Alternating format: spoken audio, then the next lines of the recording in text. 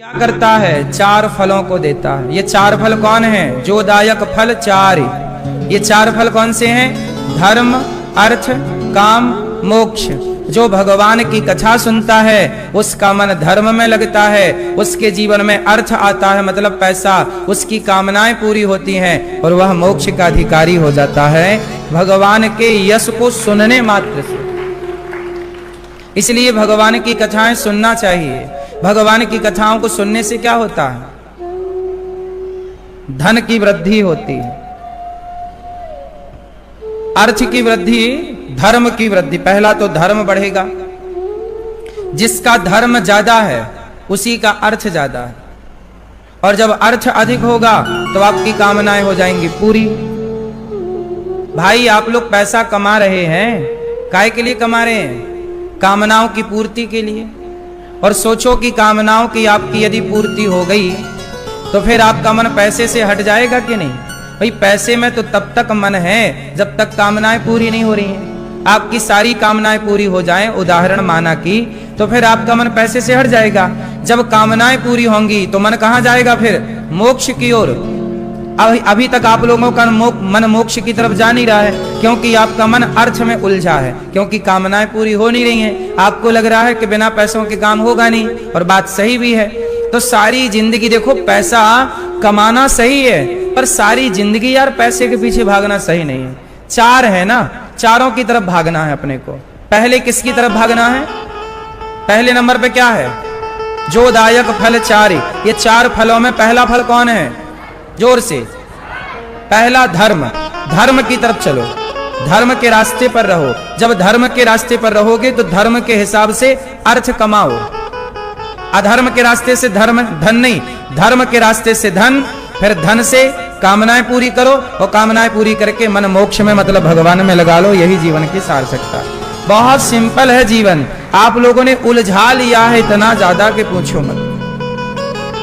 होश संभालने से लेकर मरते तक आदमी केवल पैसे पैसे के पीछे भाग रहा है। सही है? पैसे के पीछे कब तक भागना चाहिए? पैसे के पीछे भागना चाहिए, पर कब तक? जब तक तुम्हारे बाल काले हैं। जब तक बाल काले हैं तो पैसे के पीछे भागो, और बाल सफेद होने लग गए तो वैसे ही जैसे धीरे धीरे बाल सफेद हो रहे हैं, ऐसे धीरे धीरे मन को भी अब स्वच्छ कर लो, साफ कर लो। मन को भी अब भगवान में लगाओ। अब ये उम्र तुम्हारी पैसे के पीछे भागने की नहीं रही, अब भगवान के पीछे भागो, क्योंकि आपका अस्ताचल सामने है।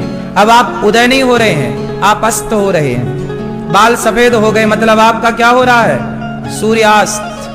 बोलो हाँ कि ना?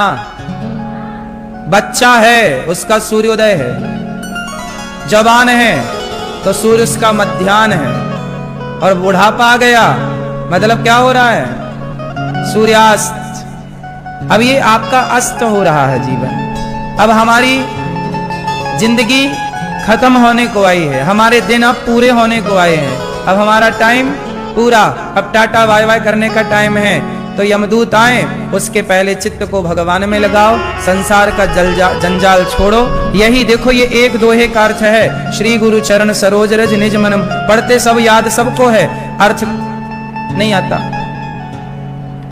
श्री गुरु चरण सरोज रज निज मन मुकुर सुधारी। ए भैया सुधारो, निज मन मुकुर सुधारो। कब सुधार? आप चिल्ला रहे हो निज मन मुकुर सुधार, निज मन मुकुर सुधार। सुधार कोई नहीं रहा है। निज मन मुकुर सुधार, निज मन, अरे निज मन मुकुर सुधार का अर्थ बताओ क्या है?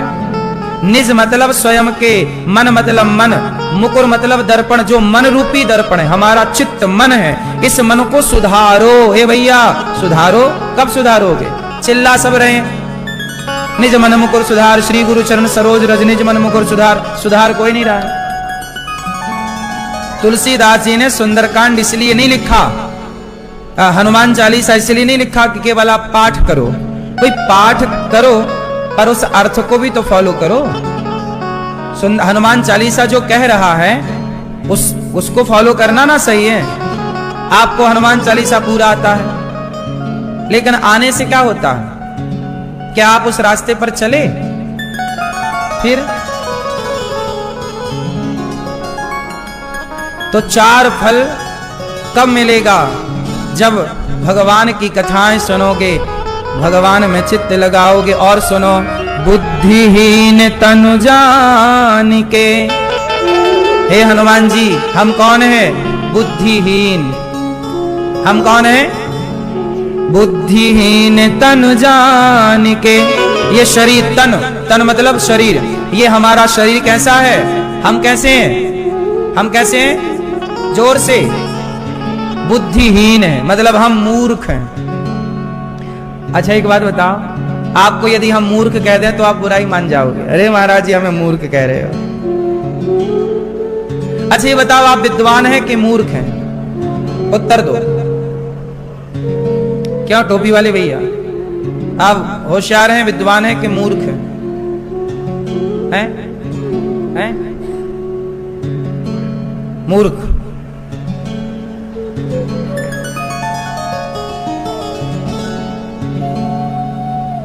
आप, हम सभी मूर्ख हैं, कोई एक मूर्ख नहीं है। हम सब कैसे हैं? मूर्ख हैं। बुद्धिहीन लिखा है। हम कैसे हैं?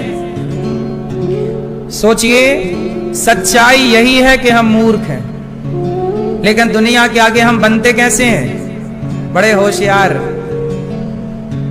हमें मूर्ख कह दोगे, आपको कोई मूर्ख कह देगा, आप बुराई मान जाओगे। अरे यार हमें मूर्ख कह दिया, पागल कहीं का। जबकि है तो सुनो आगे क्या लिखा। बुद्धिहीन तनु जान के सुमिरो पवन कुमार। हनुमान जी की उपासना करना तो विद्वान होके ना करना। देखो, कुएं में जब बाल्टी जाती है ना तो खाली जाती है, यदि भर के जाएगी तो लाएगी क्या? तो भगवान के मंदिर जाओ तो ज्ञानी बनकर नहीं, मूर्ख बनकर जाओगे तो कुछ लेकर के आओगे। सत्संग में जाओ, कथा सुनने जाओ तो विद्वान बनकर नहीं, क्या बनकर? भाई विद्वान बनकर, यदि आप लोग यहाँ विद्वान बनकर बैठे हो तो आप ऑलरेडी विद्वान हो। फिर आप सुनोगे क्या, समझोगे क्या? वो घमंड तुम्हें सुनने कुछ ना देगा, उसको लगेगा यार ये जो बता रहे हैं तो हमें पता है। इसलिए खाली होकर जाओ, माँ के पास, पिता के पास, गुरु के पास, मंदिर में भगवान के पास जाओ तो भर के ना जाओ। वहां कैसे जाओ? खाली होके जाओ। पहले अपने आप को क्या करो? बुद्धिहीन तनु जान के। पहले बुद्धिहीन जान लो, फिर सुमिरो पवन कुमार। विद्वान होके ना सुमरना। हनुमान जी की आराधना कैसे करना? हे हनुमान जी, हम मूर्ख हैं, बड़े अज्ञानी हैं, हम पर ऐसी कृपा करो हनुमान जी कि जैसे आपके हृदय में सीताराम बसते हैं, हमारा मन भी आपकी तरह प्रभु के चरणों में लग जाए। हे हनुमान जी ऐसी कृपा करो। बुद्धिहीन तनु जान के सुमिरो पवन कुमार। और क्या मांगो? बल बुद्धि विद्या देहु मोहि हरहु कलेश विकार। ये जो हमारे क्लेश हैं, ग्रह क्लेश, मानसिक क्लेश, टेंशन, डिप्रेशन, हे हनुमान जी ये हमारे क्लेशों को आप दूर कर दीजिए। और विकार, आखिरी में क्या शब्द आया? हरहु कलेश विकार। ये विकार क्या है? आप बताओ ये विकार। बुद्धिहीन तनु जान के सुमिरो पवन कुमार। बल बुद्धि विद्या देहु मोहि हरहु कलेश विकार। ये विकार क्या है? आप बताओ, मैं अपीली। विकार क्या है? बोलो, क्या विकार क्या है? ये विकार आया है? ये चश्मा वाले भैया बताएंगे हमारे विकार क्या है? रोग। रोग तो इसमें आ गए ना, क्लेश, शारीरिक क्लेश में रोग आ गए, मानसिक क्लेश में ये टेंशन डिप्रेशन आ गए। ये विकार क्या है? हाँ हाँ, विकार का मतलब है, आप गाते हो ना, विषय विकार मिटाओ पाप हरो देवा। स्वामी पाप श्रद्धा भक्ति बढ़ाओ, श्रद्धा प्रेम बढ़ाओ। संतन की सेवा। ओम जय जगदीश हरे। तो विकार किसे कहते हैं? ये जो आपको काम वासना सताती है, पराई स्त्री को देखकर, पराई मर्द को देखकर जो आपके मन में रोमांच होता है, इसे वासना कहते हैं। ये विषय है, ये विकार है, ये आपका शारीरिक क्या है? विकार। किसी भी महिला को देखकर, किसी भी पुरुष को देखकर आपके मन में गलत गलत विचार आ रहे हैं, मतलब आपके भीतर एक विकार है। ये विकार है, ये विषय है। विषय विकार मिटाओ। हे प्रभु, ये पाप मिटाओ। तो हमारे भीतर क्या है? काम, क्रोध। हमारे भीतर क्या है? बात बात में गुस्सा है। ये विकार है। काम, क्रोध, लोभ, जरूरत से ज्यादा लोभ। अच्छा, काम बुरा नहीं है, क्रोध बुरा नहीं है, यदि इसका उपयोग सही किया जाए तो ये सही भी है। अच्छा ये बताओ, काम, क्रोध, लोभ, मोह ये सही है कि बुरे हैं? बोलो, ये सही है कि बुरे हैं? ये सही भी है और बुरे भी हैं। अब सही कहां है और बुरे कहां हैं, इसको भी समझ लेना बहुत आवश्यक है। क्योंकि सब लोग कहते हैं काम बुरा, क्रोध बुरा, लोभ बुरा। नहीं, ये बुरा तो है, पर कहां बुरा है, किस एंगल से, किस क्षेत्र में बुरा है। ये सही भी तो है, पर सही कहां और बुरा कहां? आओ इसे जरा समझने की कोशिश करें। देखो, बात करते हैं काम की। यदि आप पराई स्त्री को देखते हो, पराई मर्द को देखते हो, तब तो ये काम बुरा है। पर आप केवल अपनी पत्नी को देखते हो, अपने पति को देखते हो, और अपने पति और अपनी पत्नी के सिवा आप किसी और को नहीं देखते, तो आपका काम सही है, क्योंकि उसी काम से संतान पैदा होती है। पर अपनी पत्नी और अपने पति तक यदि आप सीमित हैं, तब वो काम सही है। हाँ या ना? रावण अपनी मंदोदरी के साथ रहता तो क्या बुराई थी? पर रावण अपनी मंदोदरी को छोड़कर, अपनी पत्नी को छोड़कर दूसरे की पत्नी को देखता है, तब ना रावण का सर्वनाश हुआ। रावण ना जाता सीता मैया को चुराने, तो क्या रावण का सर्वनाश होता? तो काम बुरा तब बन जाता है जब आप अपनी वासनाओं के चक्कर में मर्यादा की रेखा पार कर लेते हैं। इसलिए कहता हूं कि मर्यादा में रहो। काम जरूरी है, पर मर्यादा में रहकर। किसके साथ? पत्नी और पति के साथ, बस। क्रोध जरूरी है, पर कितना? उतना क्रोध जितने गुस्से क्रोध से बच्चे पढ़ने बैठ जाएं।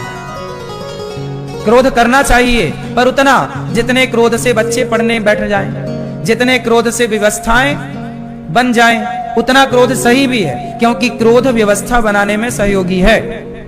कोई काम नहीं कर रहा, डांट दो, क्यों रे काम नहीं कर रहा, एक मारूंगा थप्पड़, तो वो काम करने लग जाएगा। तो क्रोध क्या करता है? व्यवस्था बनाता भी है, और कई बार क्रोध जरूरत से ज्यादा कर लेने पर व्यवस्था बिगाड़ देता है। तो जो मर्यादा के भीतर है वो हर चीज सही है। काम भी सही है यदि मर्यादा के अंदर है, तो क्रोध भी सही है यदि मर्यादा के दायरे में है। तो बात सही है कि गलत है? काम, क्रोध, लोभ भी सही है। लोभ कितना करें? अरे जितने में दाल रोटी आ जाए, रोटी कपड़ा मकान, इतना लोभ कर लो कि भाई आपका मकान बन जाए, रोटी भरपेट आए, कपड़ा है, बच्चे पढ़ लिख जाएं, रोटी कपड़ा मकान शिक्षा, ये हमारी जरूरतें पूरी हो जाएं, बस इतना लोभ बहुत है। बाकी लोभ भगवान की प्राप्ति का करो, वृंदावन जाने का लोभ करो, भगवान का नाम जपने का लोभ करो, कथाएं सुनने का लोभ करो। अब लोभ आप लोग किसका करते हैं? पैसे आए, पैसे आए, पैसे आए, पैसे भरे तिजोरी में। क्या कर रहे हैं पैसे? तुम्हारे पैसे से बच्चे शराब पीने लगे, तुम्हारे पैसे से बच्चे बिगड़ गए, वो क्लबों में जाके पराई लड़कियों के संग नाचने लग गए। ये पैसा बनाता कम है, बिगाड़ता ज्यादा है। तो लोभ जरूरी है, पर उतना जितने की जरूरत है उतना पैसा कमा लो जितने की जरूरतें हैं, बाकी समय भगवान के चिंतन में लगाओ। पैसा जिनके पास बहुत है उनको भी सुख कहाँ है साहब, वो भी परेशान है। पैसा ही एक ऐसी चीज है जिसको ना पाने वाला भी रो रहा है और पाने वाला भी रो रहा है, हंस कोई नहीं रहा है। बात सही है कि गलत है? एक पैसा ही ऐसा है कि ना मिले तो पछताए और मिले तो परेशान। चलो भैया पैसे से खुशी मिलती तो सारे पैसे वाले फिर 100 साल जीते, फिर काहे 60 साल में मर रहे हैं पैसे वाले, फिर काहे अटैक आ रहा साइलेंट तय हो गए सीधे सोते सोते। भाई पैसा था आपके पास तो आपको 100 साल जीना चाहिए था, आपको बहुत सुखी रहना चाहिए था, पर आप भी तो तनाव में रहते हैं, टेंशन रहती है, करवट बदलते रहते हैं, आपको नींद नहीं आती। पैसे थे तो सारा सुख मिलना था ना। फिर इसका मतलब है कि पैसा सुख नहीं देता साहब, पैसा जरूरतें पूरी करता है। बोलो हाँ। पैसे क्या दे सकता? कपड़े दिला सकता है, अच्छा घर दिला सकता है। पैसे क्या दिला सकता है? अच्छी गाड़ी दिला सकता है। अच्छा ये बताओ, पैसा अच्छी पत्नी दिला सकता है? बोलो। पैसा अच्छी मां दिला सकता है? पैसा अच्छा बाप दिला सकता है? पैसा अच्छा बेटा दिला सकता है? हाँ, हर चीज पैसा नहीं दिलाता पागल, कुछ चीजें किस्मत दिलाती है, कुछ चीजें ईश्वर के हाथ में। बहुत पैसा है। अब सोचो, बिल गेट्स के पास पैसे की क्या कमी है? बिल गेट्स के पास इतना पैसा है कि उसका 2-4 लाख रुपया गिर जाए ना जेब से तो वो उठाता नहीं है, गिर गया तो गिर गया, आगे बढ़ जाता है। बोले जितना समय में उठाने में खत्म करूंगा, जितना समय पैसा उठाने में लगाऊंगा, इतने समय में से ज्यादा पैसा कमा लूंगा। ये बिल गेट्स इतना पैसा है कि उसके $1-2 लाख गिर जाए तो उठाता नहीं है।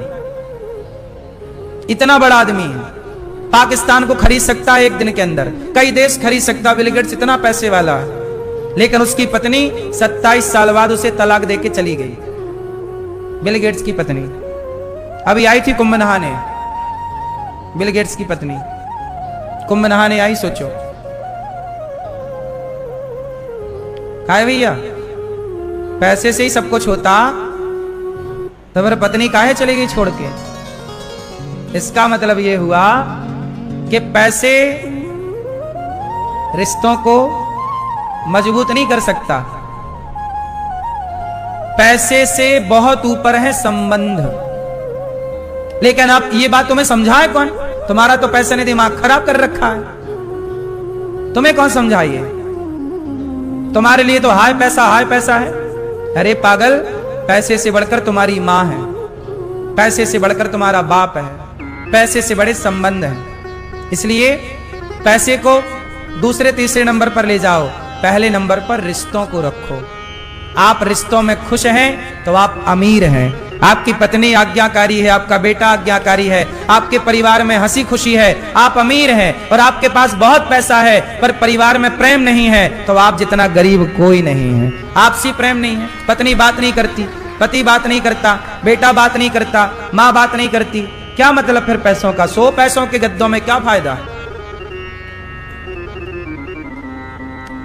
क्यों जी, बात सही है? जीवन में पैसा चाहिए कि प्रेम चाहिए? बोलो। अरे जिन पति पत्नी के प्रेम है ना, उनका जीवन पेड़ की छांव में भी गुजर जाता है, और जिनके अंदर प्रेम नहीं होता ना, तो दुनिया का अमीर आदमी है बिल गेट्स, उनके भी तलाक हो जाते हैं। प्रेम ना होने से पैसा काम नहीं आता। लेकिन एक बात निश्चित मानो, राम सीता का प्रेम था तो 14 साल गुजर गए जंगल में। बोलो हाँ, सही है? पति पत्नी में प्रेम हो तो पेड़ की छांव में जिंदगी गुजर सकती है। यह बात सही है कि गलत है? बच्चे आज्ञाकारी हों, बच्चे संस्कारी हों, तो उन बच्चों के साथ तो हम फुटपाथ पर भी जिंदगी गुजार सकते हैं। और बेटा आज्ञाकारी नहीं है, पत्नी और पति चरित्रवान नहीं है, एक दूसरे की इज्जत नहीं करते, तो महलों में भी गुजारा ना होगा। महलों में भी साहब लोग करवटें बदल रहे हैं, पत्नी अपनी करवट सो रही है, पति अपनी करवट सो रहा है, एक दूसरे को देखना भी पसंद नहीं कर रहे। और रह कहां रहे हैं? महलों में। ये चोचले हैं मेरी मां। जिंदगी की खुशी पैसा कभी नहीं था, जिंदगी की खुशी प्रेम था। आजकल वो प्रेम गायब हो गया, पैसा पैसा दिख रहा है। रिश्ते प्रेम से मधुर होते हैं, जिंदगी हरी भरी प्रेम से होती है। मेरे पास मेरी मां है, मेरे सिर पे हाथ फेरने के लिए, मेरा पिता है, भाई है, पत्नी है, पुत्र है और सारे अच्छे हैं, आज्ञाकारी हैं, तो आपका घर घर नहीं है, फिर स्वर्ग है। आप कहां रहते हैं? स्वर्ग में। और आपकी माँ अलग चले, बाप अलग चले, पत्नी अलग रास्ते पे जाए, बेटा अलग जाए, तो फिर आप कहां रहते हो? नरक में। यही नरक है। बोलो हां कि ना? मैया क्या बोलती तू? बुद्धिहीन तनु जान के सुमिरो पवन कुमार।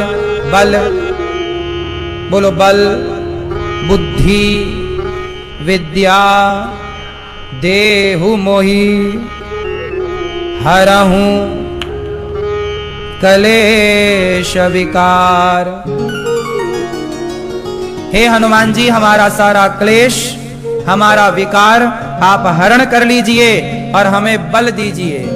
अब यहां पहला क्या मांगा गया? बल। ए भैया, बल किसे कहते हैं? बल किसे कहते हैं? हैं? ताकत। ताकत आपके पास है?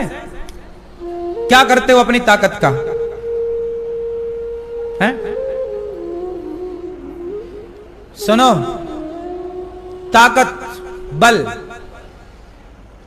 ताकत के कितने उपयोग हैं? ताकतवर ना गला भी दबा सकता है और ताकतवर पांव भी दबा सकता है। तो अपनी ताकत को गला दबाने में खर्च करना चाहिए कि चरण दबाने में खर्च करना चाहिए? इसलिए हे प्रभु, हमें बल तो देना, पर ऐसा बल ना देना कि हम उस बल से लोगों को परेशान करने लग जाएं। ऐसा बल देना जिस बल से हम समाज की सेवा करने लग जाएं, ऐसा बल हो। बल का, अब बहुत सारे लोग बली हैं पर वो मारते पीटते रहते हैं, लड़ाइयां करते रहते हैं, उल्टे काम करते हैं। तो बल कैसा हो? जैसे ये दास अनिरुद्ध, मैं अपने शरीर के बल को कहां लगाता हूं? माताओं के पांव दबाने में। पांव दबाता हूं कि नहीं? आप लोग दबाते हो अपनी मां के पांव? कितने लोग मां के पांव दबाते हैं बताओ? आप अपनी मां के पांव दबाते हो रोज? कभी कभी तो आप लोग दबाते हो भैया, चश्मा वाले? पांव दबाते हो अपनी मां के? नहीं। पैर, पैर दबाने से दुखते हैं? ये अच्छा बहाना है ना दबाने का। दबाया करो, ऐसे दबाओ के ना दुखे। पांव में तेल ही लगा दो, तलवों में। चरणों से जुड़े रहो बस।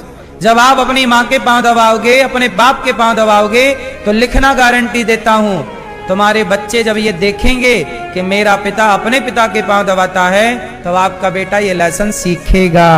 ये किसी कॉलेज में नहीं सिखाया जाएगा, ये आप ही सिखा सकते हैं दिखाकर। तो बल, बुद्धि, बुद्धि आप लोगों के पास क्या है? बोलो, बुद्धि है? चलो, बुद्धि का उपयोग कहां करना चाहिए? देखो, एक बुद्धिमान है जो गुटखा बनाता है, गुटखा बनाता है, गुटखे की फैक्ट्री लगाता है। बुद्धिमान है तब ना गुटखे की फैक्ट्री चला रहा है और उससे लाखों लोगों को कैंसर हो रहा है। एक बुद्धिमान वो है जो गुटखे की फैक्ट्री लगा करके लाखों को कैंसर दे रहा है, और एक बुद्धिमान वो है जो पोलियो की दवाई बना करके सबको पोलियो से मुक्त कर रहा है। दोनों बुद्धिमान हैं। एक ने अपनी बुद्धि समाज को बिगाड़ने में खर्च की, तो एक ने अपनी बुद्धि समाज को सुधारने में खर्च की। भगवान आपको बुद्धि दें तो समाज की सेवा में लगाइएगा। ऐसी बुद्धि ना हो जो आप अपनी बुद्धि से तिगड़म करने लग जाएं, गलत करने लग जाएं। आजकल आपके मोबाइल पे फोन आता है, आप अपना ओटीपी दे दीजिए, वो आपके, हम बैंक से बोल रहे हैं, जैसे ही आपने ओटीपी दिया आपका अकाउंट खाली कर लिया गया। अब बताओ, जो आपके ओटीपी से आपका अकाउंट खाली कर ले और पुलिस भी उस तक नहीं पहुंच पाती, अब बताइए वो बुद्धिमान है कि मूर्ख है? बोलो, जो आपके ओटीपी से, आपकी जरा सी गलती से आपका अकाउंट खाली कर रहा है, वो मूर्ख है कि बुद्धिमान है? बुद्धिमान तो है, पर वो बुद्धि कहां खर्च कर रहा है? दूसरों को लूटने में, दूसरों के पैसे चुराने में वो अपनी बुद्धि लगा रहा है। और एक आप हैं कि आप अपनी बुद्धि से पैसा कमाते हैं और किसी भूखे को दे देते हैं, भैया तू रोटी खा ले, भैया तू पानी पी ले, भैया तू कपड़े पहन ले, भैया तू चप्पल पहन ले। आप किसी को देते हैं तो एक व्यक्ति वो है जो अपनी बुद्धि का दुरुपयोग करता है और एक व्यक्ति वो है जो अपनी बुद्धि का सदुपयोग कर रहा। तो हे हनुमान जी, हमें ऐसी विद्या दो। अब देखो, बल बुद्धि विद्या। मैया, ए मेरी माँ, जल्दी जाओ मेरी माँ, डिस्टर्ब ना करो, कथा सुनो। जाना है तो चुपचाप वहीं से प्रणाम करके निकल जाना चाहिए, कबड्डी नहीं खेलना चाहिए।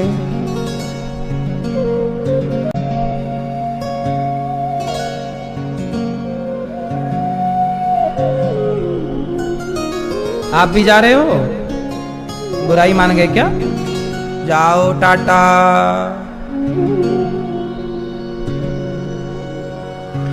बल, बोलो बल, बुद्धि, विद्या। चलो बताओ, विद्या किसे कहते हैं? ज्ञान, बात सही है। विद्या क्या है? विद्या क्या है? किसे कहते हैं विद्या?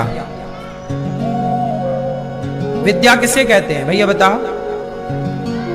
हाँ, ज्ञान, बात ठीक कह रहे हो। बल बुद्धि, बुद्धि मतलब ज्ञान आ गया ना वहां, बल बुद्धि, बुद्धि आ गई मतलब ज्ञान की बातें हो गई। बल बुद्धि विद्या।